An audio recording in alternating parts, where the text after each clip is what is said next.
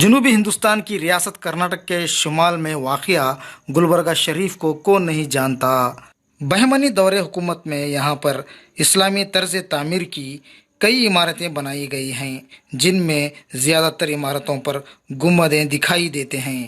گلبرگہ شہر کو تاریخی گنبدوں کا شہر بھی کہا جاتا ہے۔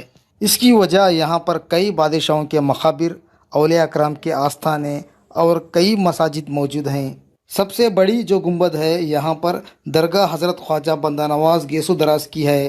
گلبرگہ تاریخی، روحانی اور سیاحتی شہر کہلاتا ہے، اور اس شہر کو گنبدوں کا شہر بھی کہا جاتا ہے۔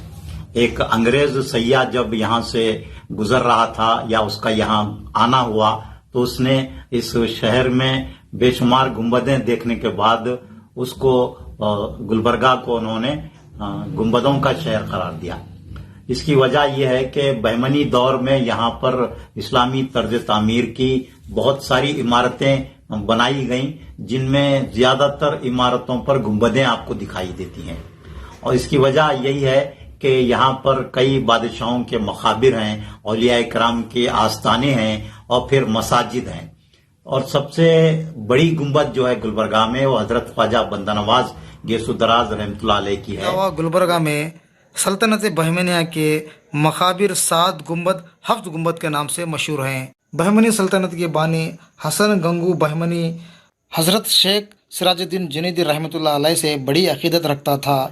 اس میں بہت سارے سیاح آ کر دیکھتے ہیں کہ بہت سارے 7-8 بہمنی جو بادشاہ ہوئے تھے ان کے مقابر اسی 7 گنبد میں موجود ہیں۔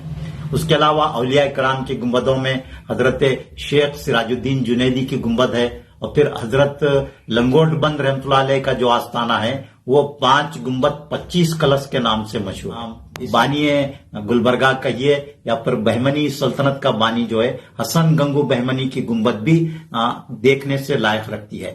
اور اس کی خاص بات یہ ہے کہ حسن گنگو بہمنی جو ہے حضرت شیخ سراج الدین جنیدی رحمۃ اللہ علیہ کا بہت ہی خاص معتقد تھا، اور انہی کی دعا سے اس کو بادشاہت ملی۔ جب حضرت گنگو بہمنی کی گنبد پر آپ جائیں گے تو وہاں سے حضرت شیخ سراج الدین جنیدی رحمۃ اللہ علیہ کی مزار آستانہ نظر آتا ہے۔ بہت سے گنبدیں گلبرگہ میں موجود ہیں جو اس وقت بہت ہی خستہ حالت میں ہیں، تاریخی عمارتوں کی گنبدیں ہیں۔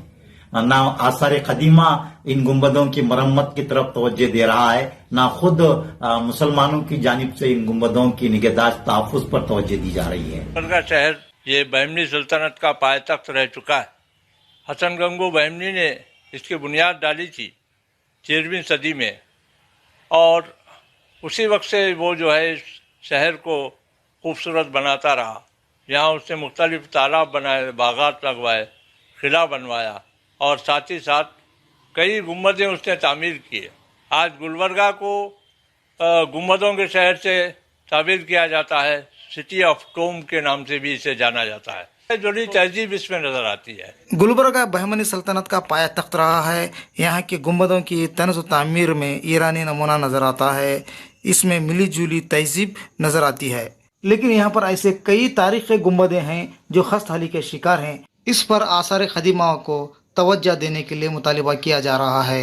ETV بھارت کے لیے گلبرگہ سے عبدالرشید اکی کی رپورٹ۔